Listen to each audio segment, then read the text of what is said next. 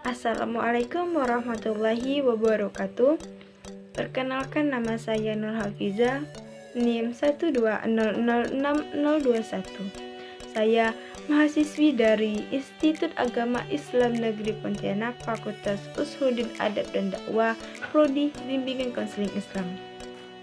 Baiklah, di sini saya akan menjelaskan 3 materi. Yang pertama, perhatian. Yang kedua, pengamatan dan persepsi. Yang ketiga, fantasi dan tanggapan, klasifikasi dan variasi. Mari kita lanjut. Perhatian adalah proses mental ketika stimuli atau rangkaian stimuli menjadi menonjol dalam kesadaran pada saat stimuli lainnya melemah. Perhatian terjadi bila kita mengonsentrasikan diri pada salah satu alat indera kita dan mengesampingkan masukan melalui alat indera yang lain. Terdapat macam-macam perhatian.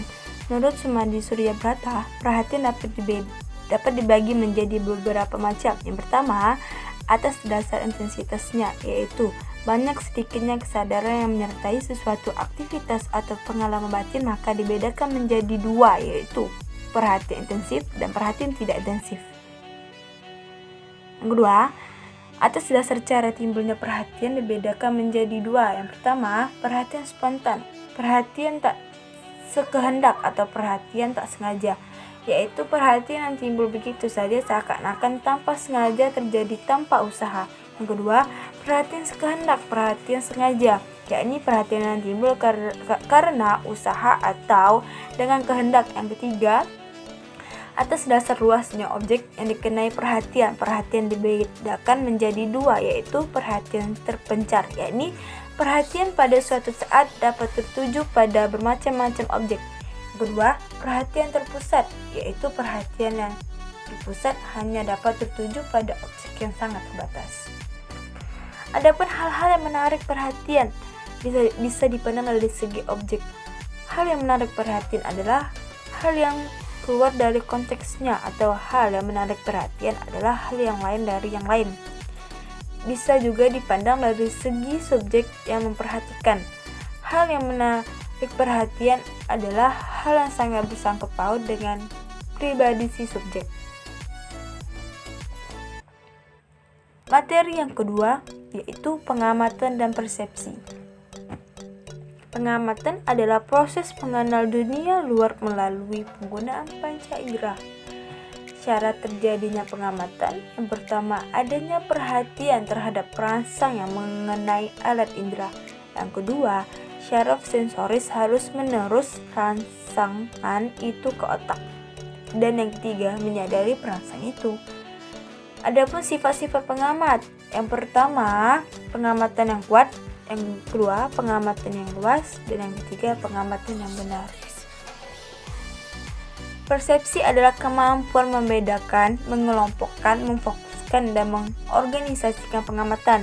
Dalam persepsi, ada beberapa pola pengamatan yang tetap, yaitu ketetapan warna, bentuk, ukuran, dan letak. Akan tetapi, sebagian besar persepsi setiap orang berbeda-beda, tergantung pada perhatian, kebutuhan, sistem nilai, ciri kepribadian, dan gangguan kejiwaan. Materi yang ketiga, fantasi dan tanggapan, klasifikasi dan variasi.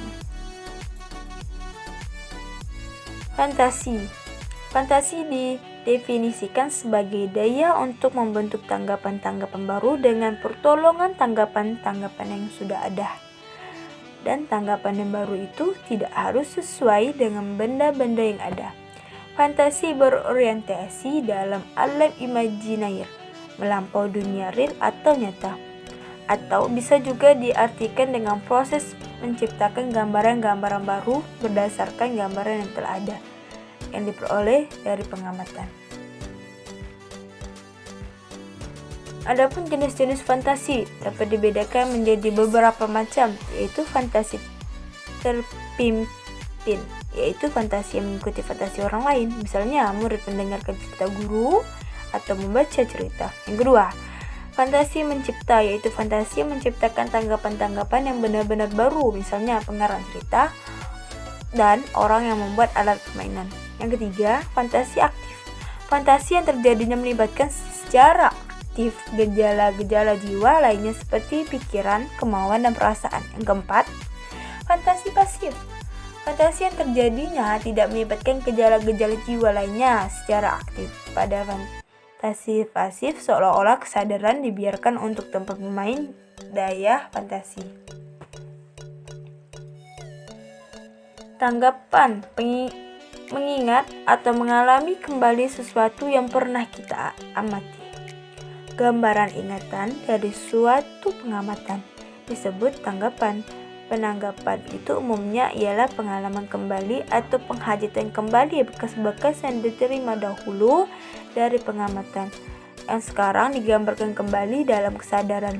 Jadi, tanggapan ialah bekas atau gambaran dari sesuatu pengamatan yang tinggal dalam lubuk jiwa kita sehingga boleh disebut gambaran ingatan.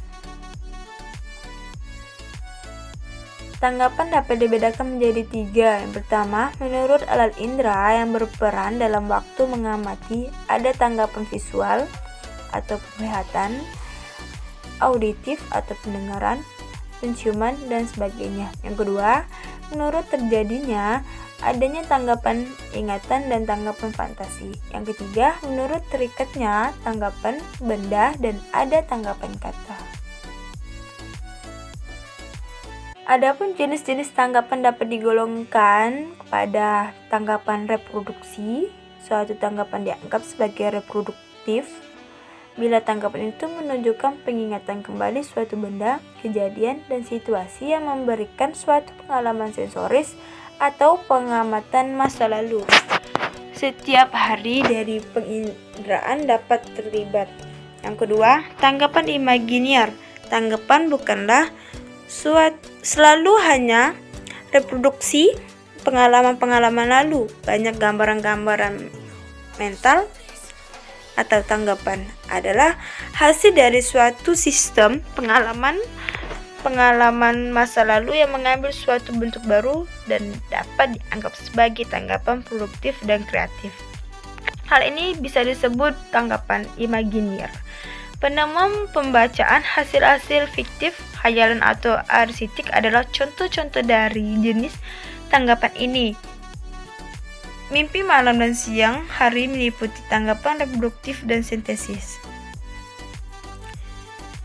Yang ketiga, tanggapan halusinasi. Unsur-unsur emosi mimpi menjadi faktor-faktor yang kuat dalam perkembangan halusinasi. Tanggapan halusinasi meliputi pembentukan gambaran-gambaran yang tak berhubungan dengan kenyataan tetapi yang diproyeksi kepada dunia yang nyata dalam bentuk tertentu. Gangguan emosional yang keras, misalnya pasien dapat melaporkan melihat malaikat atau mendengar suara-suaranya. Yang keempat, tanggapan editis. Ada sementara orang yang sudah mengamati sesuatu mendapatkan tanggapan yang sengaja jelas dan ingat betul sampai mendetail. Tanggapannya sangat terang pengamatan. Tanggapan semacam itu disebut tanggapan editis. Klasifikasi. Klasifikasi merupakan suatu cara yang sistematis dalam mempelajari objek, misalnya makhluk hidup, dengan melihat persamaan dan perbedaan ciri makhluk hidup.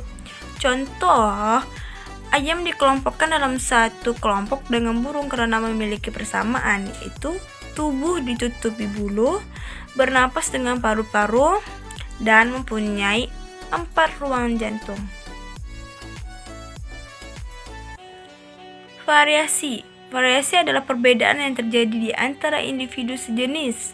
Contohnya seperti ukuran tubuh, warna kulit, berat badan, dan bentuk hidung, atau tidak pernah dijumpai 2 individu yang identik sama. Hanya itu yang dapat saya sampaikan, kurang lebihnya mohon maaf. Saya akhiri, wabillahi taufiq wal hidayah. Assalamualaikum warahmatullahi wabarakatuh.